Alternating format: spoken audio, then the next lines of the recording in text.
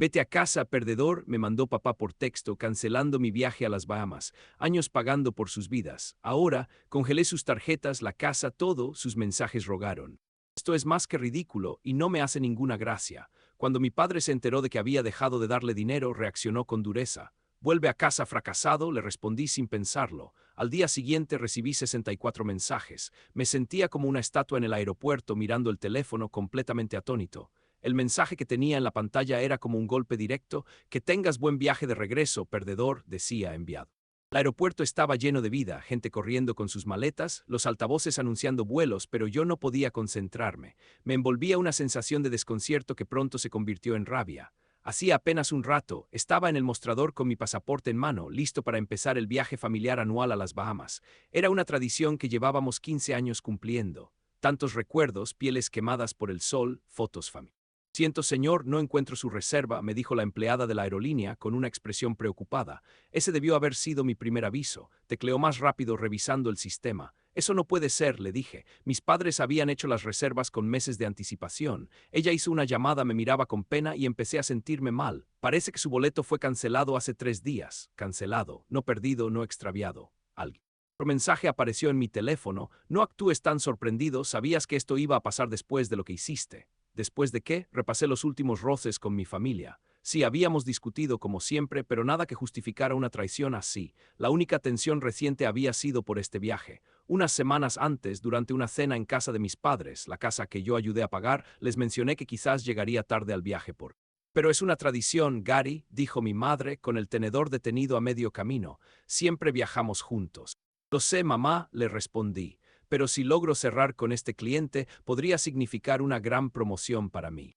Más dinero, se burló mi padre, ¿y para qué necesitas más si ya ganas suficiente como para ayudarnos?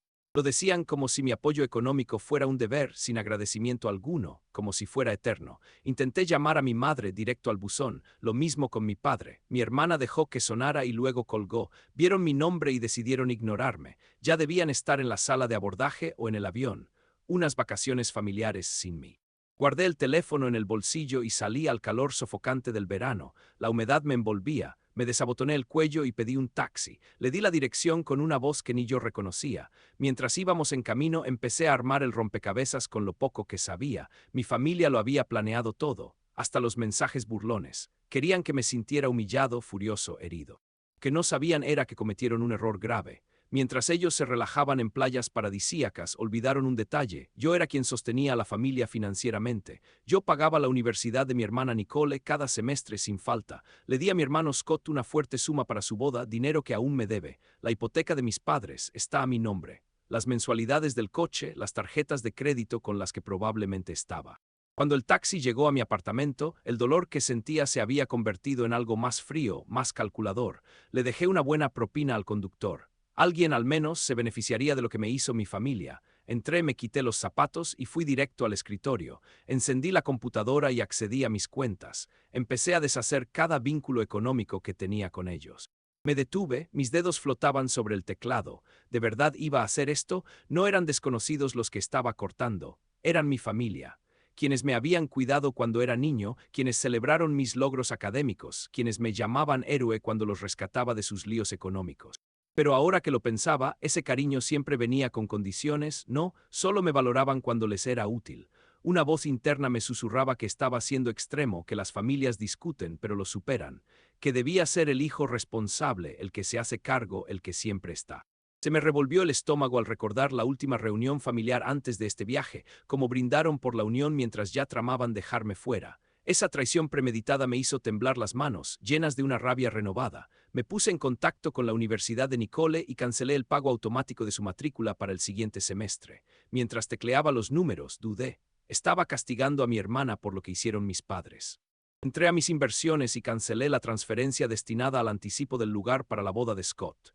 Mi hermano, el que lleva años pidiéndome dinero sin devolverlo nunca y que ni siquiera me advirtió del engaño. Quité mi nombre de las tarjetas de crédito de mis padres, esas que siempre estaban al tope antes de que siquiera recibiera el estado de cuenta.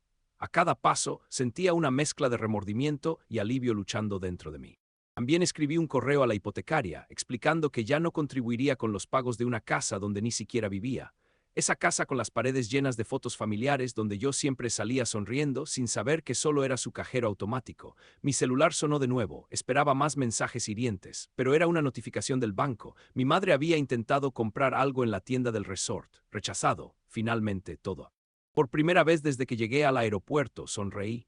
Apagué el celular, bajé las persianas y decidí disfrutar de mi inesperada estancia vacacional en casa. Fueron 3 días de paz absoluta. Dormí mucho, vi una nueva serie, pedí comida de sitios que tenía pendientes. El cuarto día, cuando encendí el teléfono, explotó de alertas, 37 llamadas perdidas, 64 mensajes y 23 correos de voz.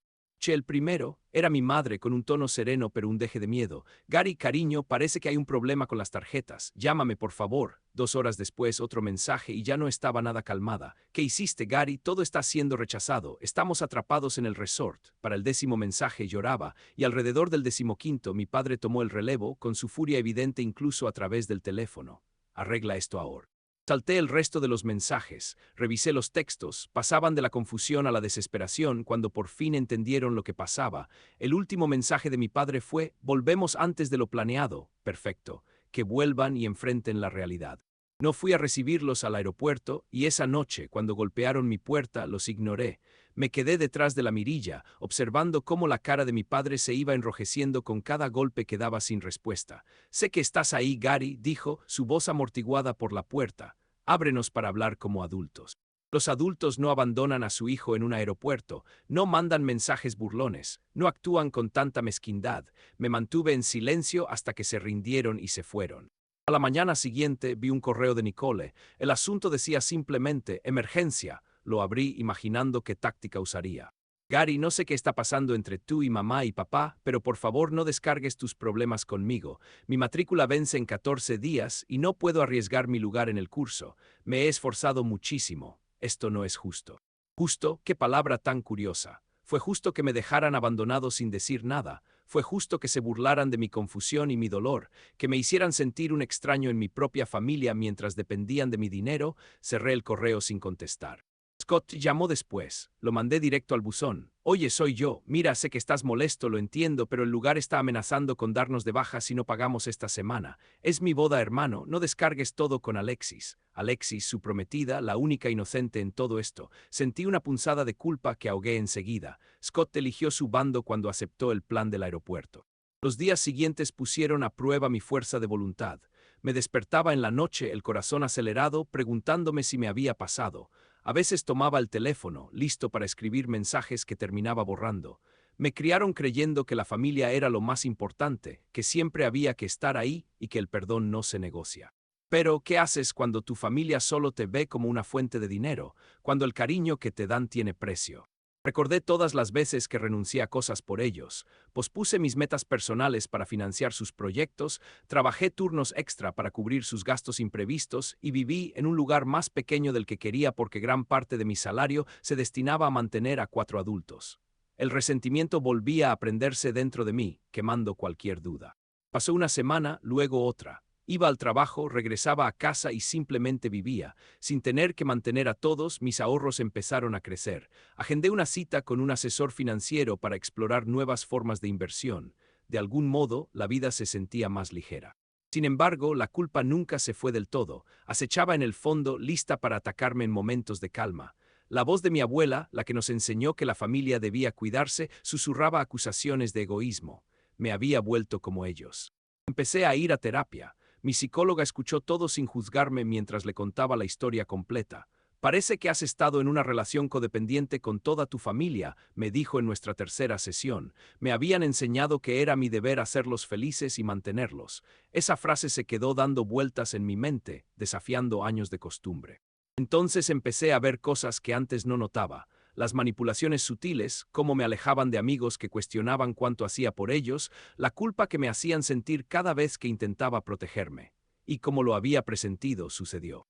Una noche, al llegar a casa, encontré a Scott sentado en el suelo frente a mi puerta. Estaba hecho un desastre, sin afeitar, con ojeras profundas y la ropa arrugada como si hubiera dormido ahí. Se levantó de golpe al verme. Gary, menos mal, llevo semanas llamándote y escribiéndote. Lo miré sin mostrar nada. Lo sé. ¿Por qué no me respondes? Sabes lo que has hecho. Metí la llave en la cerradura con calma. Lo sé perfectamente. El lugar de la boda nos canceló. Alexis está destrozada. Sus padres piensan que soy un inútil incapaz de organizar nada, ni mucho menos mantener a su hija. Abrí la puerta. ¡Qué complicado! Complicado, es una pesadilla, y Nicole podría perder su cupo en la universidad. Mamá y papá están pensando en vender la casa, todo porque tú estás haciendo este berrinche. Entré y me di la vuelta para mirarlo. Una imagen cruzó por mi mente, Scott enseñándome a andar en patineta cuando éramos niños. Me veía caer una y otra vez sin quejarse y celebró genuinamente cuando logré mantenerme en equilibrio. ¿Dónde quedó ese hermano? Toma un taxi a casa, perdedor, le solté, cerrándole la puerta en la cara, repitiendo las mismas palabras que papá me había enviado en un mensaje. De inmediato empezó a golpear la puerta, su voz subiendo de tono. Gary, abre, no puedes hacernos esto. Encendí el estéreo para no escucharlo y me puse a preparar la cena. Cuando terminé de comer, el pasillo ya estaba en silencio. Esa noche soñé con mi familia. Estábamos en la playa riendo y construyendo castillos de arena como cuando éramos chicos. Papá me puso la mano en el hombro orgulloso, mamá me abrazó con cariño, Nicole y Scott estaban a mi lado los cuatro juntos. Entonces llegó el agua del mar y arrasó con los castillos. Todos me miraron esperando algo. Arréglalo, Gary, dijeron al unísono, vuélvelo a construir más grande mejor. Me desperté empapado en sudor, como si todavía tuviera arena entre los dedos. Más tarde, esa misma noche, recibí un mensaje grupal de mi madre. Había creado un chat familiar sin mí, pero alguien, probablemente Scott, enfadado, había agregado mi número. Mamá, Gary claramente está pasando por algo, hay que tratarlo con delicadeza. Papá, la delicadeza no está funcionando. Han pasado 3 semanas. Scott me repitió lo que él le dijo, toma un taxi a casa, perdedor. Tengo la impresión de que lo está haciendo a propósito. Nicole, mamá, tal vez deberíamos hablar con la tía Catherine. Gary siempre tuvo debilidad por ella.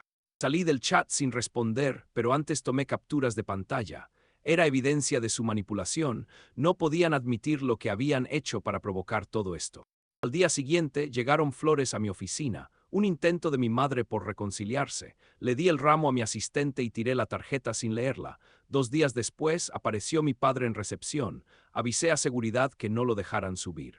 A medida que terminó el mes, cambiaron de estrategia. La boda de mi hermano se trasladó del resort elegante al jardín de los padres de su prometida. Nicole tuvo que dejar la universidad temporalmente. Mis padres empezaron a vender cosas en línea para pagar la hipoteca. La realidad empezaba a caerles encima. No iban a recuperar su fuente de ingresos. Y una parte de mí, esa que se sentía obligada a ayudarlos, se compadecía de sus dificultades. Pero mi terapeuta me recordó una palabra clave: límites.